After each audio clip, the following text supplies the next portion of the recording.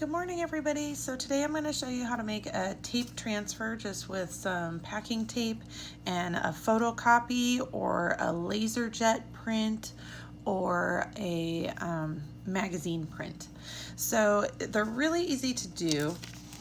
And what you end up with is whatever was dark or black in your print ends up being the only part that you can see, and the rest of it is clear. So when you set it over a surface, you can see the colors beneath. And it's super easy. So to start with, all you're gonna need is a little cup of water, something that you wanna make into your tape transfer, and some packing tape. It really doesn't matter what brand packing tape you use, as long as it's sticky. So what kind of picture you use is important though. So you can use stuff from a glossy magazine that's got the right kind of binding with the inks. It does not work on an inkjet printer. It has to be a laser printer or a photocopy or a shiny magazine page. So once you have it, you can have, kind of whatever shape you want, and you can always cut it afterward. But you're going to take a piece of the tape and you want to put sticky side up. And usually, so a lot of times people will want to try to stick the tape onto the paper, but really you want to do the opposite. You want to put the paper onto the tape. It just keeps the tape from like sucking up onto the paper. So you make the paper kind of into a U shape, and then you push it down onto the tape, and then you want to kind of burnish it for a little bit. That just means rub it. So you're going to burnish it. Now at this point you can cut it to any shape you want. So like if I only want this little star right here, I could cut out just that star, or I could leave it as this big strip, or like I showed at the beginning, you could cut it into whatever shape you want. It really doesn't matter.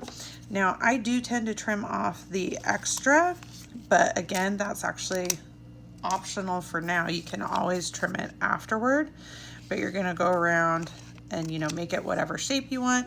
And then the next step is to put it in water. So you're just going to shove it in the water and just let it sit there for a little while. Now I had this one already sitting there for a little bit, so it'll go a little faster. So you can see my paper is super soaking, so it's just really wet. And that's good because the next step is to start rubbing. And you can see already, since it's so wet, it's starting to come off in these little kind of, funky things here. But you want to rub real gently, and if it's not coming off, that means that it just needs to sit in the water longer. Make sure it stays wet. And if you get partway through and it's not, like it starts to get difficult to come off, then just put it back in the water. It's totally fine. But you're gonna keep kind of cleaning off these areas. Now, if you push too hard or you rub too long, you can start to take the black areas off as well. So you want to kind of, find that happy medium where you're getting all the white areas off, but leaving the black areas without messing those up. And again, if it's not working, just stick it back in the water and that'll be fine. You don't want to do these for huge, like page size things. You want to keep it smaller than like the palm of your hand. That tends to work best. And you just keep on rubbing and getting off all the little goobers until it's all clean. So once you have it all clean, then you actually do want to, they are a little bit sticky, but it works best if you actually lay it down and add some glue, just like a glue stick or something, and glue it on using a glue stick. Make sure you clean up after yourself because this stuff can get everywhere, and you want to make sure that you clean it, but then you can kind of cut it again.